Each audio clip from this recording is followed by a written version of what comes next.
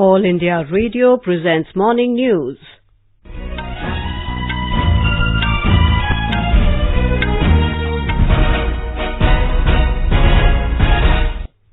Good morning, I'm Valsa Williams. The headlines. Both Houses of Parliament to take up motion of thanks on President's address today.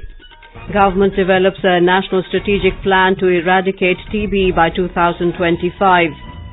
Rajasthan government orders inquiry into tent collapse incident which claimed 15 lives in Barmer district. ITBP recovers bodies of 7 missing mountaineers on their way to Nanda Devi peak in Uttarakhand. And Pakistan beat South Africa by 49 runs in ICC Cricket World Cup at Lord's in London.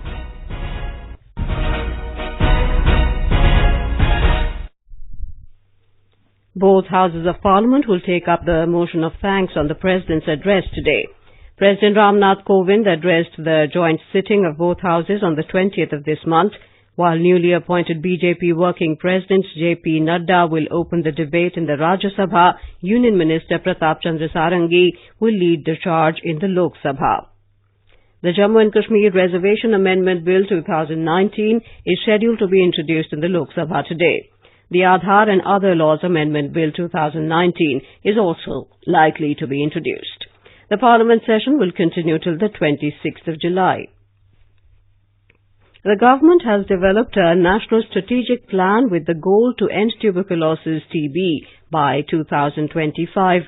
In his reply to a question in the Lok Sabha, Minister of State for Health and Family Welfare Ashwini Kumar Chaubey said India accounts for 27.4 lakh estimated new TB cases annually, which is the highest in terms of absolute numbers. He said the estimated cases of TB in the country is 204 per lakh population for the year 2017 as per last year's Global TB report. However, India ranks 35th in the world in terms of TB cases per lakh population. Over 5,62,000 patients were cured of TB last year. The government has conducted several studies to measure and quantify the adverse effects of climate change on agriculture. Extensive field and simulation studies were carried out in agriculture and allied sectors by several network centers consisting of ICAR institutes located in different parts of the country. Agriculture and Farmers Welfare Minister Narendra Singh Tomar said in a written reply in the Rajya Sabha that clear indications of change in climate are being noticed in the country.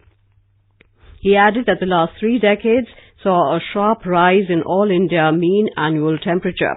The major crops classified as risk-prone under the impact of climate change with reduced productivity are rice and wheat, especially in the Indo-Gangetic Plains, maize in mid-Indo-Gangetic Plains and Southern Plateau, sorghum and potato in West Bengal and Southern Plateau. The Indian Railways operates special trains to clear extra rush of passengers during peak seasons, special events and festivals. During the period between April and May this year, Indian Railways has operated 6,544 trips of special trains. Minister of Railways Piyush Goyal said this in a written reply in the Rajya Sabha. He said, except restriction in certain trains, elderly women above the age of 58 years are entitled for 50% concession on basic fare in regular trains.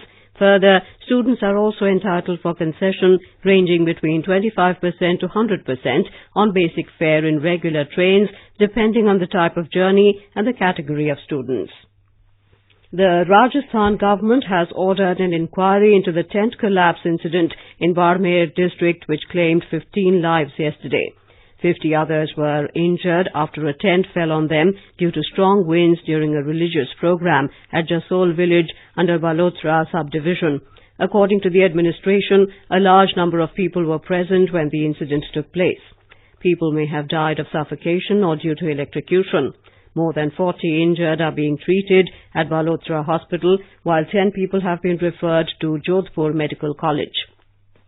The state government has announced an assistance of 5 lakh rupees each to the families of deceased persons and 2 lakh rupees to the injured persons. Prime Minister Narendra Modi has termed the collapse of a pandal as unfortunate. In a tweet, Mr. Modi said his thoughts are with the bereaved families and wished for the quick recovery of the injured.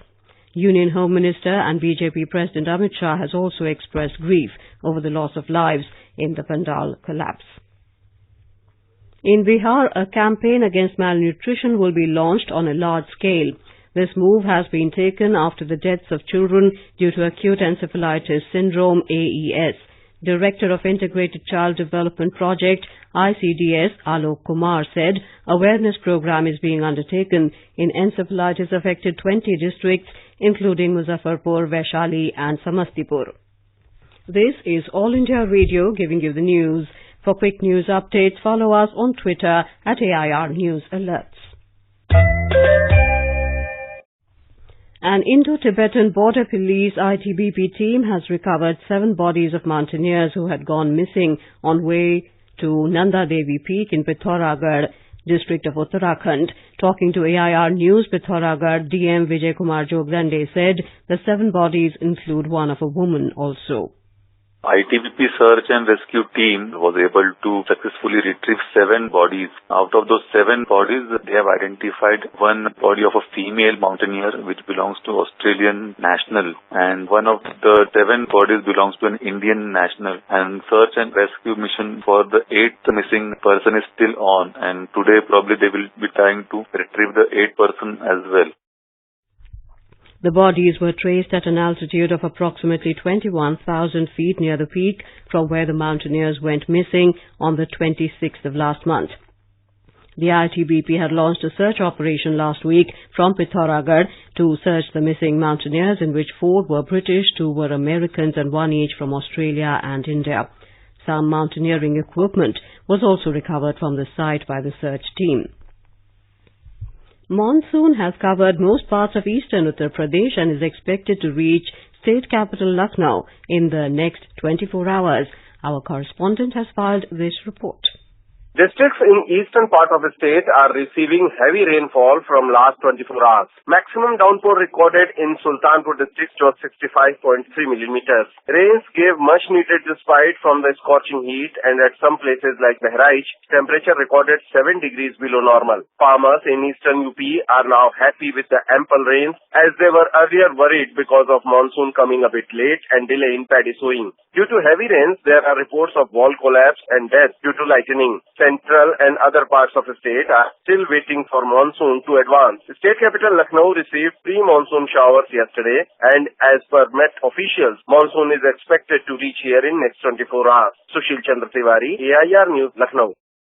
In Jammu and Kashmir, Mata Vaishno Devi Shrine will get a dedicated in-house disaster response force by September next year. Chief Executive Officer of Sri Mata Vaishno Devi Shrine Board, Simrandeep Singh, said training of the board staff, who will be the first respondents in case of any eventuality, has already begun at the headquarters of the 7th Battalion of the National Disaster Response Force in Punjab. More from our correspondent. The CEO said that the Shrine Board is planning to train 180 employees by September next year to prepare a dedicated disaster response force for the Shrine. The Shrine Board is also planning to set up an emergency operation center as a part of its disaster preparedness. Mata Vaishno Devi Shrine is a religious pilgrimage atop the Trikuta Hills in Dasi district of Jammu region that attracted 86 lakhs pilgrims from across the world last year. Yogesh Sharma, AIR News, Jammu. An event to commemorate 20 years of high-altitude operations during the Kargil conflict is underway at Air Force Station Gwalior. Chief of Air Staff, Air Chief Marshal B.S. Dhanoa, is gracing the event as the chief guest. Serving and retired Kargil war veterans are attending the event.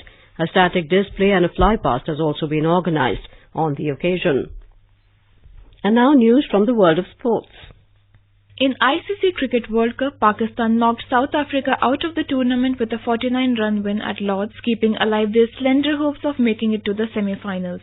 Winning the toss and electing to bat first, Pakistan posted a daunting 308 for 7 in the stipulated 50 overs, with Haris Sohail blasting 89 from 59 balls. Chasing the victory target, the Proteas collapsed at just 259 for 9 in 50 overs. Skipper Faf du Plessis scored 63 while Quinton de Kock scored 47 for South Africa. Shadab Khan and Wahab Riaz picked up 3 wickets each while Mohammad Amir took 2 wickets for Pakistan. In today's fixture, Bangladesh will take on spirited Afghanistan in a do-or-die World Cup encounter at Southampton. The match will begin at 3 p.m. Indian Standard Time. Rain is expected to play a spoilsport. All India Radio will broadcast live commentary on the game. It can be heard on DTH, Hindi and additional frequencies from 2:30 p.m. And India clinched the Women's FIH Series Finals hockey tournament, beating Japan 3-1 in the summit clash at Hiroshima. Gurjeet Kaur was adjudged the highest scorer of the tournament with 11 strikes to her name, while Indian skipper Rani Rampal was declared player of the tournament. Prime Minister Narendra Modi has congratulated the Indian team for winning the tournament. In a tweet, Mr. Modi said the stupendous victory will further popularize hockey and also inspire many young girls to excel in the sport. Anuja Bhardwajan, Sports Desk. Indian skipper Virat Kohli has been fined 25% of his match fee for aggressive appealing during the World Cup match against Afghanistan at Southampton on Saturday. An official ICC release said Kohli was found to have breached the ICC Code of Conduct for players and player support personnel, which relates to excessive appealing during an international match. The incident occurred in the 29th over of the Afghanistan innings when Kohli advanced towards umpire Alim Dar after pacer Jasprit Bumrah struck Rahmat Shah on his pads and appealed for an LBW decision. U.S. Secretary of State Mike Pompeo has said he wants to build a global coalition against Iran during urgent consultations in West Asia. Talking to reporters in Washington just before leaving for Saudi Arabia, Mr. Pompeo said there is a need for a coalition not only throughout the Gulf states but in Asia and in Europe. The challenge world's largest state sponsor of terror. He said that the goal of his upcoming talks is to deny Iran the resources to foment terror to build out their nuclear weapon system and missile program in order to keep American people safe all around the world. Mr. Pompeo will be making stops at Saudi Arabia and the United Arab Emirates on his way to India. The News Services Division of All India Radio, in its weekly bilingual live phone-in program Public Speak, will bring you a discussion tonight on admissions in colleges, issues and way forward. This can be heard on FM Gold channel and additional frequencies from 9:30 p.m. Listeners can ask questions to the experts sitting in our studio on toll-free telephone number 1800-115767. Repeat, 1800-115767. You can also ask questions on telephone number 011-2331-4444. Repeat, 011-2331-4444. And post queries on our Twitter handle at AIR News Alerts by hashtag AskAIR. This program is also available on Doordarshan DTH. And now for an overview of today's newspapers, it's over to Tanvi Taneja. Thank you, Valsa. Newspapers focus on different stories this morning. MEA rejects US report on state of religious freedom in India is the lead in the Hindu. Modi 2.0, financial inclusion set to get a leg up, headlines the Financial Express, on the government working on revamping some key schemes to target beneficiaries better. If talks are initiated, there will be positive response. The Indian Express quotes the Hurriyat's response a day after the Jammu and Kashmir governor's signal. The Times of India brings hope with its lead. After slow start, monsoon covers 10 states in 4 days. Maya's brother, nephew named to key BSP posts highlights the Asian age. The Pioneer prominently covers elderly couple help found killed in South Delhi apartment. City worries as murder cases spiral with 9 cases in 24 hours, says the Mail today. And finally, record 7.3 lakh visit Kedarnath in just 45 days, reports the Times of India. Authorities credit PM Modi's visits to the shrine, making people follow his path. And with that, it's back to you, Valsa. Thank you, Tanvi. And now before we end the bulletin, the headlines once again. Both houses of Parliament to take up motion of thanks on President's address today. Government develops a national strategic plan to eradicate TB by 2025. Rajasthan government orders inquiry into tent collapse incident which claimed 15 lives in Barmer district. ITBP recovers bodies of 7 missing mountaineers on their way to Nanda Devi peak in Uttarakhand. And Pakistan beat South Africa by 49 runs in ICC Cricket World Cup at Lord's in London. For details of these stories and more, log on to our website www.newsonair.com. With that, we end the morning news. Have a nice day.